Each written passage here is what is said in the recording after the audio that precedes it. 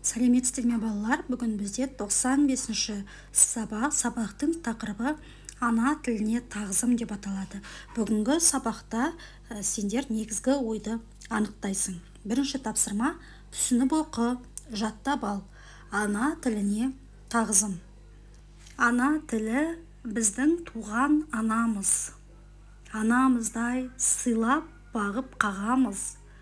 Ана тілін бағаласақ, қалай біз өзіміздің солай болмақ бағамыз. Ана тілін кім аялай білмесе, анасынан безген ол деп қараңыз. Өлеңнің авторы Мұзафар Әлімбай.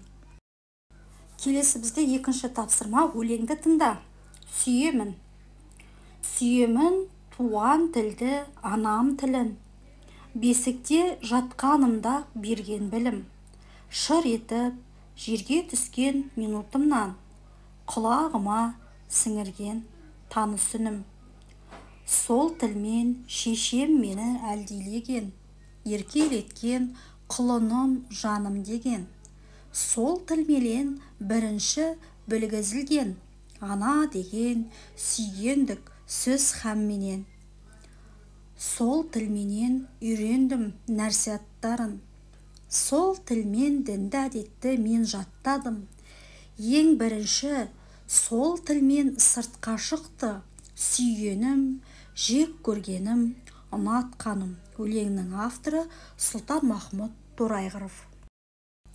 Үшінші тапсырма: түсініп оқы, өлеңнің авторы туралы әңгімеле. Сұлтанмахмұт Торайғыров ақын әрі ағартушы.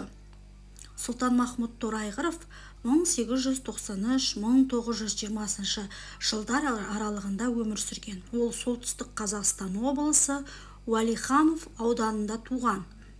Оның шәкірттерге оқудағы мақсат не және тағы басқа өлеңдері бар. Төртінші тапсырма: екі өлеңді салыстыр. Бірінші тақырыбы, екінші негізгі ойы.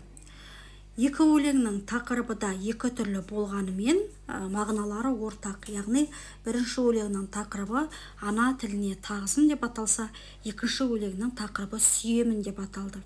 Бұндағы негізгі ойы екеуі де ана тілі туралы. Бесінші тапсырма: тіл туралы қанатты сөздер, афоризмдер жинастыр. Ана тілін ұмытқан адам халқының өткенінен де, болашағынан да қол үзеді. Бұл қанатты сөздің авторы Ғабит Мүсірепов. Ұлт болудың бір емес, бірнеше шарты бар. Соның ең басты және негізгі шарты ұлттық тіл. Авторы Қадыр Мырза Әли. Алтыншы тапсырма: ана тілім деген тақырыпта 5 жол өлең құрастыр. Ана тілім. Ана тілім, дана тілім, өз тілім. Ана тілім, мақтанышым, жүрегім. Тілім барда мен өлмеймін, тірімін. Тілім барда мен биікпін, ең биік. Тілім өлсе, мен де бірге өлемін. Балалар, осымен біздің бүгінгі сабағымыз аяқталды. Сіздерге видео ұнаған болса, міндетті түрде видеоға лайк басып, каналға міндетті түрде тіркеліп кетуді ұмытпаңыздар. Сол кезде келесі шығатын сабақтарды бірінші болып көретін боласыздар. Назарларыңызға рахмет. Видеоны соңына дейін қарағандарыңыз үшін рахмет. Келесі сабақта кездескенше сау болыңыздар.